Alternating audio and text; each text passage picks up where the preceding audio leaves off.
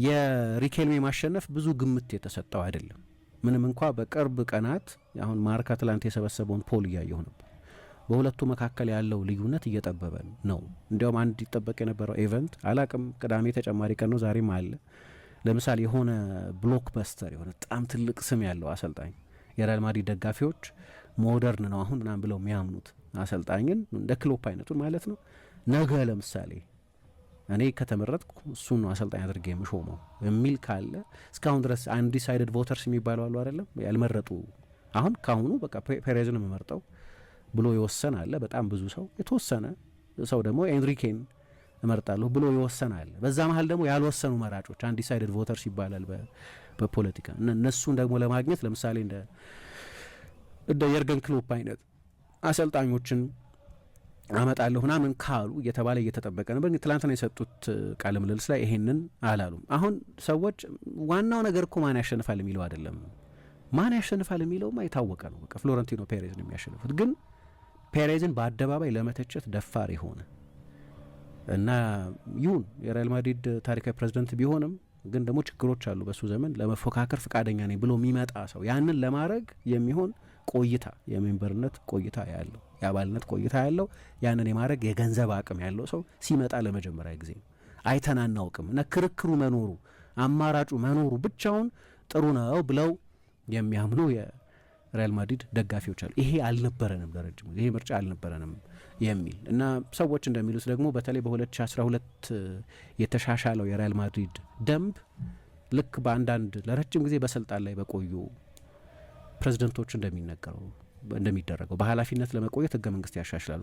የደንበኛ የአምባገነንን አካሄድ ነው። ምክንያቱም ሌላ ኮንቴስተንት እንዳይኖር ለማድረግ ማንም እጩ ይህንን ለማድረግ በጣም አስቸጋሪ ስለሆነ የ150 ሚሊዮን የባንክ ጋረንቲ ማቅረብ የ20 ዓመት ያልተቋረጠ የሪያል ማድሪድ አባል መሆኑና ለሁሉም ሰው የሚቻል አይደለም። ስለዚህ እነዛን ገደቦች በማስቀመጥ ሌላ ተወዳዳሪ ወደ እጩነቱ እንዳይገባ ከልክለዋል የሚሉ ሰዎች አሉና በዛ ምክንያት ይህንን ማድረግ የሚችል ሰው ድፍረቱም አቅሙም የሪያል ማድሪድ አሁን ለዚህ ህፃን ሆነው የሚያሳይ የሪያል ማድሪድን መለያ ኢንስታግራማቸው ላይ ተሹ እንደሆነ ሪኬልሜ ህፃን ሆነው 5 ዓመት 4 ዓመት ሆኖ የሪያል ማድሪድን ደጋፊ ለብሰው የኖርኩ ማድሪዲስታ ነኝ ለማለት ልክ ፔሬዝ እንደሚያደርጉት ማለት ነው። 1968 ነው እኮ ስቴዲየም ለመጀመሪያ ጊዜ የገባሁት እንደሚሉት እኚህም ደግሞ እኔ 37 ዓመት ነው። ስለዚህ ልክ እንደዛ ረጅም ጊዜ አልቆየሁም፣ ግን ነፍስ እስካወቅኩበት ጊዜ ድረስ ደግሞ የሪያል ማድሪድ ነኝ ማድሪዲስታ ነኝ ብለው ለማስተዋወቅ ሁለቱም ያንን አሌጀንስ ለማሳየት ሲሞክሩ እያየን ነው እና በየቀኑ አዳዲስ ነገር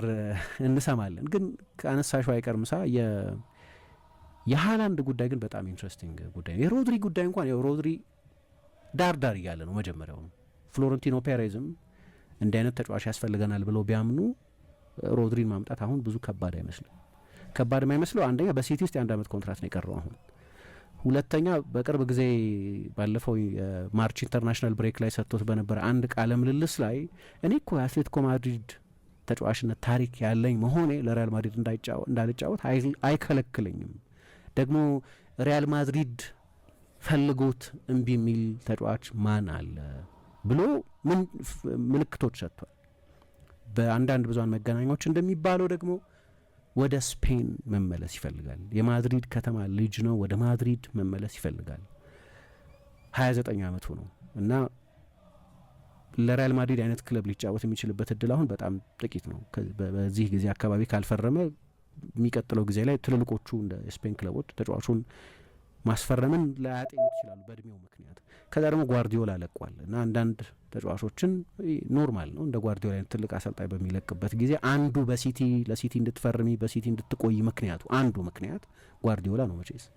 ስለዚህ እነዚህ ምክንያቶችም ራሱ የኮንትራቱን ጉዳይ ሲቲ ለማራዘም በጣም ቢፈልግም የማይቻል አይደለም እና ትላንትና የስፔን ብሔራዊ ቡድን ጨዋታ ነበረው እና ከዛ ጨዋታ በፊት ጋዜጣዊ መግለጫ ነው። በዛ ጋዜጣዊ መግለጫ ላይ አዲሱ የሪያል ማድሪድ የፕሬዝዳንት እጩ ኤንሪኬ ሪኬልሜ ያንተን ስም ጠቅሰዋል። ሪያል ማድሪድ ልትጫወት ትችላለህ ሲሉት ማን ያውቃል ብሎ ነው የመለሰው እና የሮድሪ ኦፕሬሽን ያን ያህል ከባድ አይደለም፣ ግን ሪኬልሜ ከባዱ የሮድሪ ነው ያለው።